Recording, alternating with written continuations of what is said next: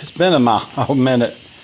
I used to have a Hawk 250 motorcycle, and then a little over a month and a half ago, I went up to see my dad, and he had a 1000cc Honda Africa Twin with about 17,000 miles on it. And I went up there, and I ended up figuring out a way to raise $7,000, and I bought it from him. This thing was in immaculate condition. It was an awesome motorcycle. And about 3 weeks after I bought that motorcycle, I was coming home one night, and I had put just over 3,000 miles on that motorcycle in 3 weeks, and it was awesome. Loved that thing. And then a deer ran out in front of me at about 70, and that motorcycle is no more. I totaled the motorcycle. Got some road rash here. Skin up my elbows, broke my wrist. So that was fun. So then I bought this motorcycle. This is a Honda Transalp. It took about a month for my insurance company to pay out the Honda Africa Twin. It's funny, it's the first vehicle I have ever fully insured. I've always had used vehicles, and never had anything really worth anything to insure, but I insured that one, and in a month's time they paid me some money. So either way, that was 1000cc. This one's 750cc. And essentially they tried to give me like $7,100 for it. I had paid $7,000, but I didn't tell them that. My dad gave me a heck of a deal. So either way, I got on ChatGPT, and I started adding all of the aftermarket accessories that were on that other Africa Twin. It had these boxes on the side. It had all this stuff, and when I added everything up, it was like $5,700 worth of aftermarket stuff. It only had 20,000 miles on it. It was a 2016. So I sent all that to ChatGPT, and it said you shouldn't get paid $7,100. You should get paid somewhere in the neighborhood of $10,200 to $12,400 for that bike in the condition it was. I looked up the Kelley Blue Book value. I looked up as much as I could about the bike, and they ended up paying me after I fought with them and after they drug their feet, $11,129 minus the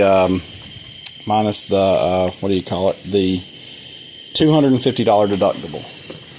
So then I went to a place for this, and they quoted me $11,000 and some change. This is a 2024 model, not a 2025. My dad literally just bought one of these, and so I told him, I said, listen, my dad paid $9,980. I want to pay $9,970 because I wanted a better deal than my dad. So they ended up giving it to me. So this is the first brand new vehicle I have ever owned, ever. I mean, it had 1 mile on it when I drove it off the lot. It has just over 500 now.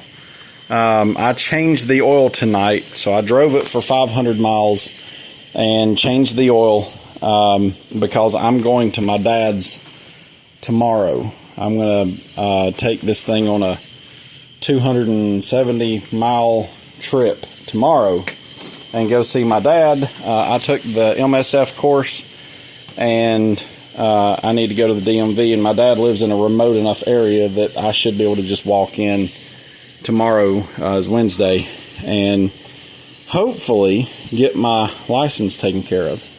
So I'm going to drive this there.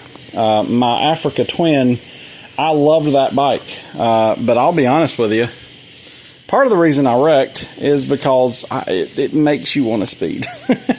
This one is a 750, but its weight to power ratio is pretty darn close.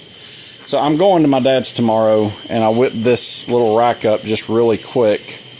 It's just quick and dirty. This is going to set on it. The paint's still tacky, and I ran out of black paint. I just wanted to get it covered and bolted on, so hopefully it'll dry tonight and it won't be as tacky tomorrow. But I'm going to move this to here, so it's going to be mostly supported here, but this is just going to kind of give it a little bit extra support. And then my backpack is going to go here, and that should give me enough to get to my dad's with all my crap. So otherwise this was just strapped to here. So when I got this one home, the first thing I did is took this off my 250, took that off my 250. That is a pressure or tire pressure gauge, which to me is worth its weight in gold. It was 30 bucks, and it tells me my tire pressure. I put this on it for my 250, and then my little power thing down here, and then down here somewhere, I can't remember where.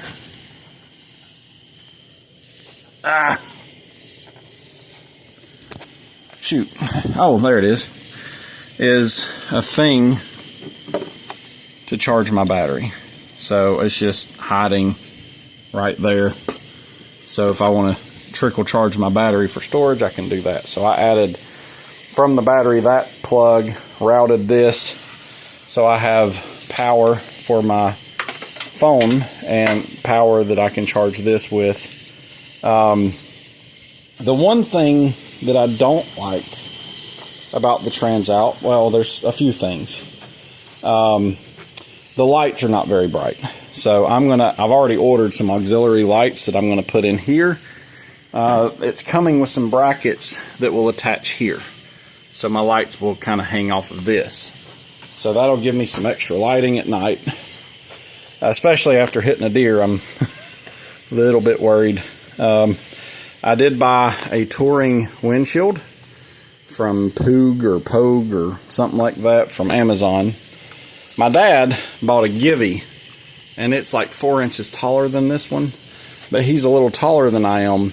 I don't necessarily want a really tall windshield, so I was hoping this would do the trick and get the wind off of me, because the other one was, down here, and the wind would hit me right in the chest. My Africa Twin, it would hit me in the helmet, so I'd actually ordered a taller windshield for it. But this one puts it about where my Africa Twin was hitting me. But I've got a bracket set coming that bolts here and will allow me to adjust this windshield up and down, I think 3 or 4 inches. So with this windshield and the bracket set, if I hit like the interstate, I can adjust this up. If I'm just riding around town, I like it where it's at, so I can just drop it back down.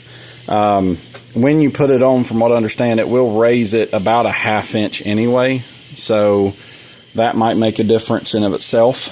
But look at how fancy this thing is. I'm used to like mid-90s stuff. Look at that screen. So it's got all this crap. It will pair with your